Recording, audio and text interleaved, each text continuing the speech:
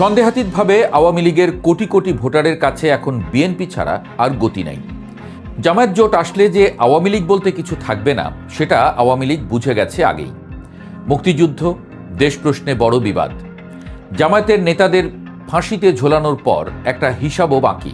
ওদিকে দেশ মুক্তিযুদ্ধ নিয়ে কথা বলছে বলতে গেলে একমাত্র বিএনপি।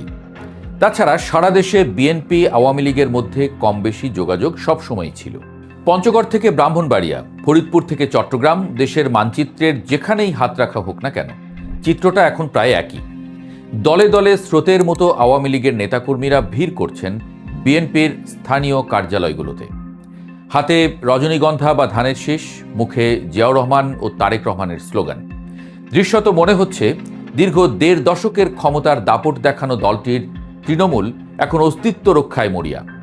চাঁদপুর ও ব্রাহ্মণবাড়িয়ায় সম্প্রতি অনুষ্ঠিত যোগদান অনুষ্ঠানগুলোর ভিডিও ফুটেজ বিশ্লেষণ করলে দেখা যায়, যারা একসময় এলাকায় আওয়ামী লীগের প্রতাপশালী নেতা ছিলেন তারাই এখন মাইক্রোফোনের সামনে দাঁড়িয়ে অবলীলায় বলছেন, আমরা আসলে মনে প্রাণে বিএনপি ছিলাম, পরিস্থিতির চাপে আওয়ামী লীগ করতে বাধ্য হয়েছিলাম।